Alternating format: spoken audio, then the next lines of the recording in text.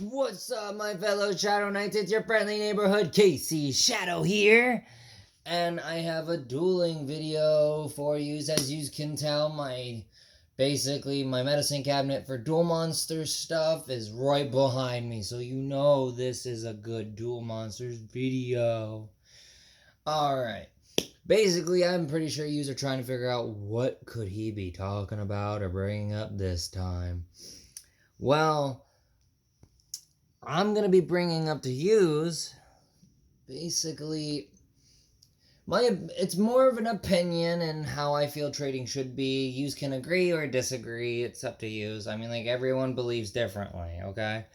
But this is basically a video to explain why I feel people shouldn't trade like for price and whatnot, but more trade for what they need, not for what they're not gonna have, okay?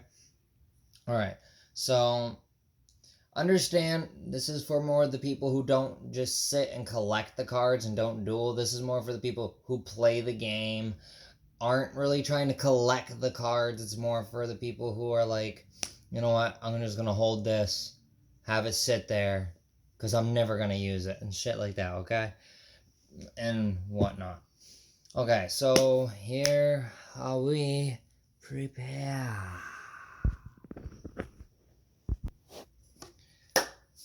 Hello, are we ready? I know I am. I set up and made it look freaking beautiful, man. So let's get ready. Basically, you know what the video's about, so let's prepare ya for me to talk. Alright, so basically, a lot of people, you know, like I said, the video is basically about with the trading and everything. A lot of people, like, not everybody, but some people, you know, there's competitive duelists, there's people who just duel to have fun and enjoy the game, you know. And yeah, I'll admit, I'm not too thrilled on like the people who actually prove that there are the stereotypes, or how actually I don't even think I need the finger quotes fully, really. I mean, like, there's some people who are competitive but are not your stereotypical competitive player. Like, there's also people who are not your stereotypical non-competitive player. But it's the people who are stereotypes that usually bring about the stereotype. And that's like, I'm just explaining, like, with everything I've ever said about the dueling, I've never meant like everyone. I just meant the people who actually choose to be the stereotype. Alright? That's all. Spoopy, don't do it. Don't do it. Go lay down. Thank you, handsome boy. But, basically, when it comes to dueling, the one thing that I'll admit that really, it just grinds my gears, it irks me, it makes me feel I need to discard, you know? Yugioh. Anywho, basically, when it comes to people who trade, the one thing that bugs me is the people who trade because they make it 10 times harder than it needs to be for a card to be traded for when they really want something and need it at the same time. Like, okay, for example, if you have a deck and it's not technically finished, like, you're missing like the most expensive card to the deck, and you go to like a tournament or a regional or somewhere, you know, and you run into the people who have the card. Like, say you meet one person, you're looking through their binder, like, holy crap, I need this to finish my deck. It's the final card. I just never could afford it. You know, there's some people who, in the back of their mind, they're like thinking, oh shit, this is not gonna be easy to trade. Well, I'm gonna be honest, there's some people who don't care about a card's price, which I see as a good thing. You see, I'm going to explain the way I trade, okay? And then I'll bring up more of the example, okay? When it comes to me, if I need a card for a deck and I want it from you and it's tradable, like it's up for trade, I expect not to be giving you 5 billion different cards or more than one, maybe two cards for one card I need. Like, if you have one card, just one that I need, then I'm expecting to give you one card that you need. That way it's an equal balance, you know? You need it for a deck to finish, I need it for a deck to finish. I don't care if my deck is, you know... Hold that thought. Whew, sorry. Bathroom break. Where was I? Trying to remember. Oh yeah. Basically, I feel that if you're gonna trade, because the way I trade, basically, I try to make it like, I don't care if the card you want is $50 and the card I want is $12. Like, say your card is more expensive, and I'm trying to get a card that's only worth $12 from you, but the card I have, you're expecting me to make it a hassle. Don't expect that. As long as you can back up, prove to me that you're not an asshole, a jerk, or your stereotypical player, and you're just gonna enjoy the fact that I'm helping you finish your damn deck and not be, oh, it's a lot of money, I will trade the card. Why? Because it ain't gonna be used by me if I'm having it in trades. You see, I love to build decks. One of my nicknames from my siblings and a couple of friends is the Deck Maker. I have owned more than 50 decks in my entire life. Like, I don't have all of them anymore, but certain ones I still have. I've had a lot of stuff stolen from me in the past. But if I were to put, the 50 decks that I had in the past, with the amount of decks I have now, I probably almost have 100 or more decks. I just enjoy building. I like the variety of getting to learn a new deck and enjoying it, understanding it, studying it, see why other people love it so much and whatnot. And if I don't like it, I either take it apart or I see if anyone is in the process of building it, and I see if they want to like trade for the cards that they need from it or anything else. And then, like, if I'm not at the moment building, you know, a deck, if I don't see anything you have that I need, then I look at your numbers, because the one thing that you can't get off me is my number monsters. I have this weird thing where I want to try to get one of every number card. Just the numbers, not like the chaos forms, not the extra forms of Utopia, just the original 39. Like, I just want one of all the forms. The original form. Like, the 39 is the only one I would collect, which I have, you know? Like, I'm trying to get them all so I can have a special binder. I actually have a plan where I might actually put them in a picture frame where you have the beginning to the end. And it would get hung up and look beautiful. It would probably go behind here, actually, with this beauty here. But anyhow, back on track. Basically, what I'm trying to get at is there's a lot of people, a ton of people who duel because, I mean, not duel, but trade only for equal value of the price. Or they think, oh, I'm going to trade you for rarity. I don't fully trade by rarity. It depends on the card to me. Okay? Like, for example, if you're asking me to trade, like, Red Eye's Black Metal Dragon, the secret rare, one, that's going to be fucking hard to get off me because I don't normally trade anything Red Eye's based. And two, it's usually the fact that if I know I have a deck that needs more than one card, if I can, if there's like super rares, like I've traded one secret rare for like 2 or 3 super rares before. I've traded a secret rare for a secret rare, like just equal of the rarity, like depending on the card. But I really don't do that much. It's very rare, and usually when I do it, it involves Red Eyes, Stardust, Neospatian stuff, and Infernities. It's mainly the stuff that I mostly do, and then Galaxy Eyes as well. Like, it's more the stuff you probably will see me be playing with more than all the other decks I have. When it's a water deck, though, I love water decks. I'm in the process of trying to complete a water deck, but the last couple cards I need, a couple of them, I think it's 2 or 3 cards. I need a total of 5 or 6, but most of them, like, I can get like that. It's just I have it on hold right now because I'm working on another 3 decks. Technically 4 because I'm helping my sister. But basically,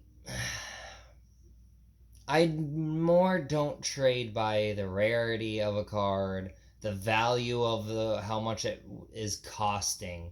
Because, yes, I love and believe in whatnot of the dual spirits and whatnot, and I believe in respecting a spirit, a soul, because people are putting their hard work into the artwork.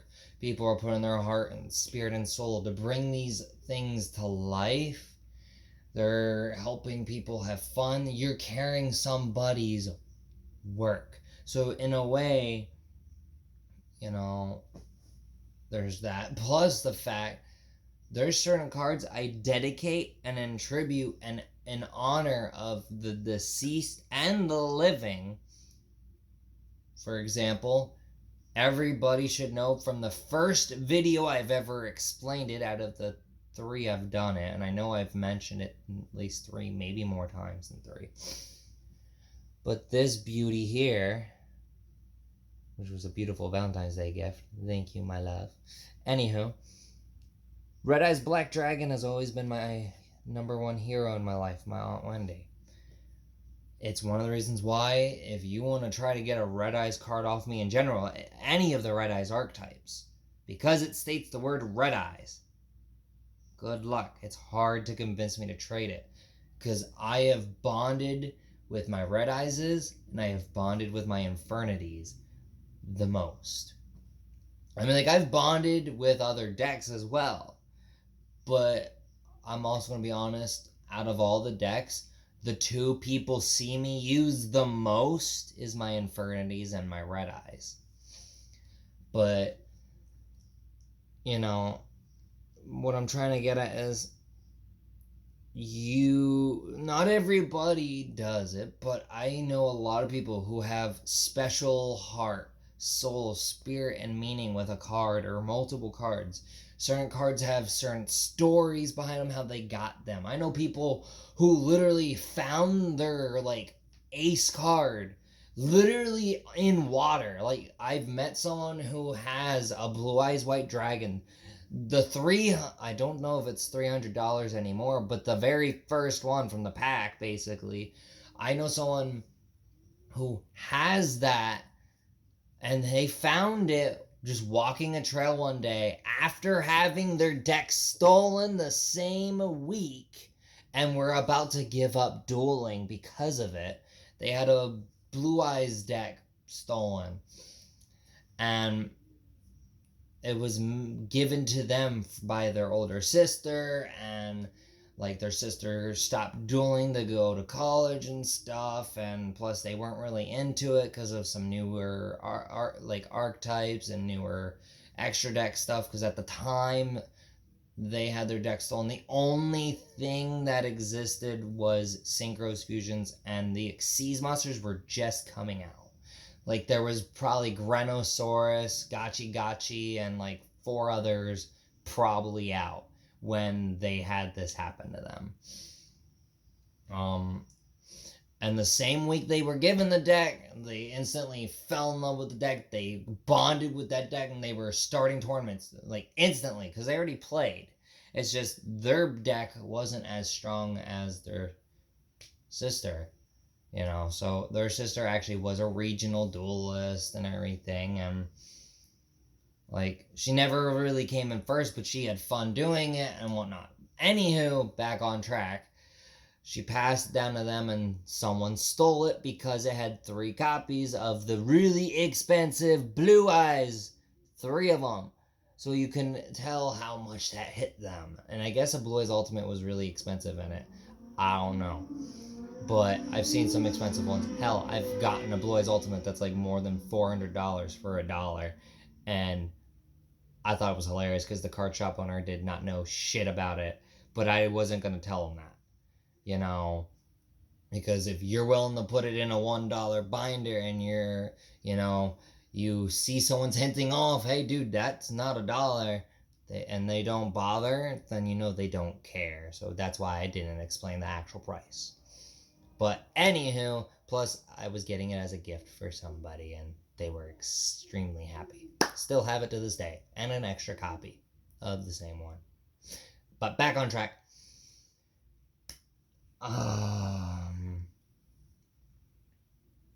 Basically, they found the Blue Eyes in a water, like in a little like river or whatever on their trail. Whatever kind of water was, I would assume it was a river.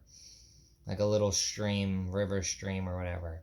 And it was just a floating Blue Eyes of the same one. It was from the same pack, everything. And they picked it up. They used a blow dryer and tons of other stuff just to make it that it wouldn't stay wet. Like they put it in 2 cases instead of 1 to help it stay nice and not bend and curl.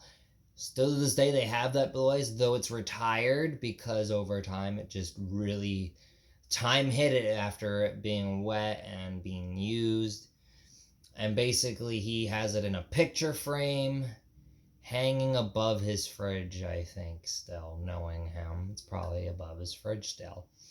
Because Blue Eyes was always hungry for duels, as he would say. So, anywho, back on track. What I'm trying to get at is, I feel a lot of people who trade, they trade more with the idea of, oh, they're gonna make money, or oh, that card's expensive, so if I put it in here I can get another person. A lot of people sort of, okay, they honestly, a lot of people like to screw you over. There's a ton of souls and individuals who attempt to scam you and tell you, oh, that card's not worth shit and everything else. However, though I may not care about the price, it's the fact you're scamming them because you're trying to make the money. Not care about the game or anything, and you're just being a total asshole. I'm not going to sugarcoat it. But I feel it's a lot more wiser, heartfelt, caring, and more towards your devotion, your emotion, and whatnot towards the game that you love. Like, if you play the game because it is in your heart, soul, and spirit, mind, and everything. Like, it's a part of you. Like, it has so much to you. You've done it as a child growing up and everything, and you just couldn't say no. Like, instead of, what I'm basically getting at is, instead of making it that you trade for, like, value of things, like, think of it this way. There's someone who's thinking of how you are thinking. Like, say there is a card. You don't have the career to afford it. Say there's a $300 card you are dying to get, but you'll never get it unless you traded, pulled it by chance, or sold things that you can't afford to sell. Like, you would have to sell your house to buy one card, so you don't ever buy it. But it's the one you need. It's the only copy. Like, they don't have lower prices of it, or maybe you just want that rarity, whatever. Whatever the case, you're not the only one who wants and needs a card to finish a deck. And sometimes there's people like me out there who don't care about the value of a card. Instead of the value, they think of their love for the game, what the game has done for them, means to them, and how much that They're devoted, they're determined, they're patient, they're sort of more in heart with the game than a lot of others because they've lived from the beginning up or something, you know, or it did stuff to help them in life or whatever it has done for them, you know. But it's the people that have that passion, that heart, that bliss, that serenity with the game. They're not gonna care about the value of card. They're gonna be like, oh, you need this card for your deck, you know, can I look at your binder?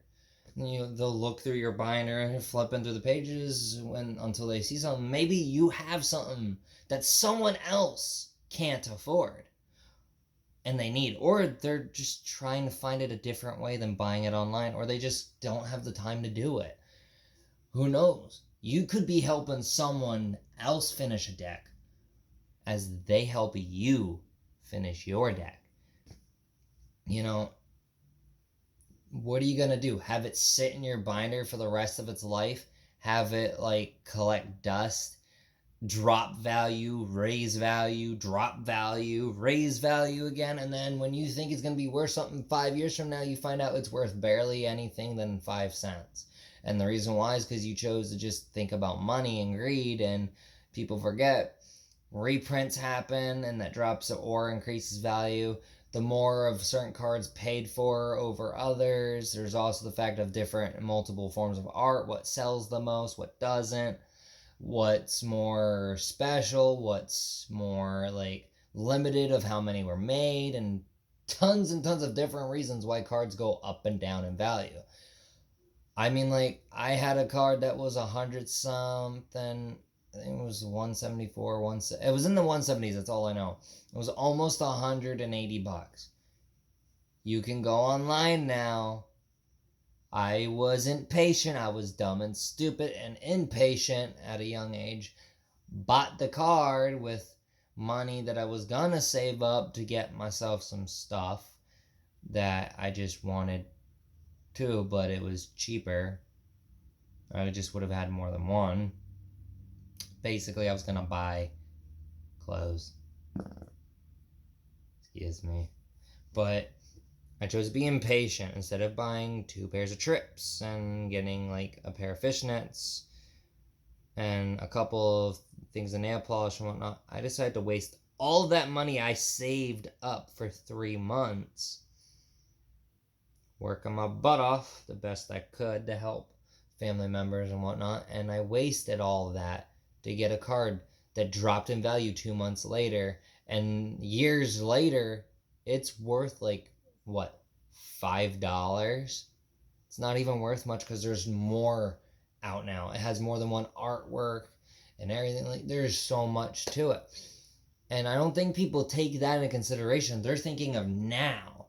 They're just thinking of what it's worth now than what it may be worth in the future.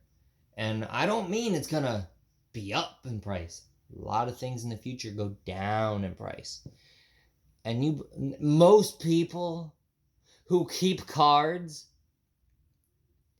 that drop in value, I've seen more people who were assholes about it, didn't want to trade it years ago, and then not even always 5, sometimes a year later, I see people like being like, oh, I'll trade you this, and I'll look over to my like left or my right, and I'll be like, dude, you know, it's pretty sad you're willing to trade that so easily now, but you were a douchebag about that card for like about 3 years because it was worth so much, and now that it's worth nothing, you want to scam them out of a more expensive card. Most people, I see them do that. They'll get rid of a card that used to be worth something because someone thinks it looks cool or wants it, or someone believes it may or may not go up and down in value, and they try to get something that's valuable now. And then there's people who just try to scam, and then they don't realize the next day later, oh, that card that you just got rid of, holy fuck, it's up in value for a day, maybe a month, maybe 2 months, 3 months. You never know. Doesn't mean it's gonna stay worth $5,000, $50, $28.95. You know, eventually people are gonna be like, you know what, it's a game. I should enjoy the fact that I'm not only trying to help me finish a deck, but help another. If you give, you will receive more than you expect.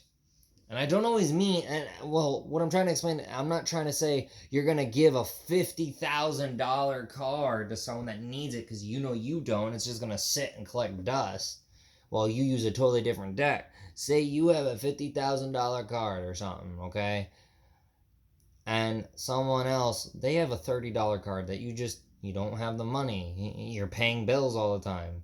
You barely can afford a $30 card. You can barely afford a $10 card at the moment. Just say you're tight on money for a while because bills just say you had to decrease time at work or something, okay?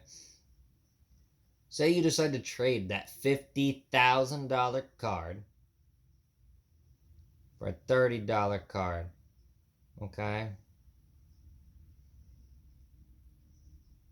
The odds are, once you finish your deck with that $30 card and they finish their deck with that $50,000 card, odds are you're going to have more than just that card come your way. Who knows? Maybe after that, your tournament starts. Or maybe it's during the tournament. Who knows? Maybe because you did such a great, beautiful deed for the universe and for something that means a lot to you, the game, and maybe it means a lot to them too. Not only that, maybe they were not a good person and they're just shocked you're willing to just give them a card. Maybe it will do something inside them and help them realize, wow, maybe I should do that more often, I could make new friends. I could have better people in my life, not stuck up people or something. Maybe you help them decide to duel more positive than negative, or play and love the game more positive than negative. And in return of all that stuff about to happen or something, you win that day's tournament. Maybe you win the tournament because you did that. Or maybe you win the lottery a month later or something. You don't know what's going to happen. And understand, it is a game, it's to have fun, but one thing is for sure, you're not the only one who has a hard time getting what you want and need for your decks. You're not the only person or living soul on this planet. There's other people similar to you, just like you, who need and can't get. Sometimes when we just trade something that we don't need, that someone else needs, to get what they have that we do need, you get more than just a card, and they get more than just a card. Sometimes you get more than that, and you just don't realize it. You don't see it. It's not really something to see. It's something to realize, and over time, see and think and be like, wow. I did do that, and that probably did a lot. You know what? I got a lot of good karma coming my way. The way I see it is, you should just trade for what you want and need for your decks. And yes, some people trade for things that they like. There is times when I'm not building a deck. Yeah, I'll have my moments where I'll help myself to a trade of something I don't need for a deck, but it's for my no trade binder because I do have a no trade binder, and usually if I want an extra red eyes, because I love my red eyes, and my goal is to have one red eyes to pass on to certain family members, especially my kids when I die. That's why I do that. It's not just because I want a card to just sit in my binder. I actually have a plan for that card. I have a reason. I have a heart. I have a story. I have a bond, and I have a massive story of why that bond exists, why that bond is so strong, and why I have so much heart with the game, so much with the card and the bond, okay? So sometimes, before trading, I feel people should really think on that, honestly. That's just how I feel and believe. I feel if you're going to trade, before you just think, oh, I'm going to scam someone, or think, oh, I can just get a, this, and that from that guy instead of you, because though you have what I need, this guy could give me more because he's just willing to hold this card and do the same thing I'm doing, instead of having you run it in a deck and actually have it be used. Instead of giving it to someone who's just going to do the same thing you were doing, having it sit in a binder for life, Give it to someone who's going to put use into it. Make it valuable to their heart and soul, not valuable to their wallet. Sometimes heart, mind, body, spirit, and soul is more valuable. Actually, it's always more valuable, honestly, in my belief and opinion, than your wallet. Your wallet means nothing, okay? You want to trade? I'm not saying you have to trade like a nice soul like me, but I'm just saying you should try it. Probably do more good than you ever expect and realize. But basically, I just feel a lot of people should really rethink of how they trade. Make sure if they trade not the best of ways, maybe to try a different route, see if it works for them. You never know. Plus, if you have cards that are worth money but you don't need them and you're not planning to sell them anytime soon and you just want them to sit to look cool instead of give them use, trade them to someone who's actually going to give them use, because they're not going to be worth something forever. And they're worth more when you put effort into the deck and the heart and the soul into the card itself. Because then it gives it soul, it gives it life, and it brings it to know it's not going to sit forever and do nothing. But that's all for this video. I'm going to give you some nice... It's time to fist bomb a llama! I actually thought that was pretty funny, but I don't know. I hope it looked good for you all. Tried to Yu-Gi-Oh that. But it's time to enjoy your day, momentai, fist bomb a llama, and have a wonderful day, pan power. And remember, trade wisely, kindly, and blissfully, and you'll gain more than just a card.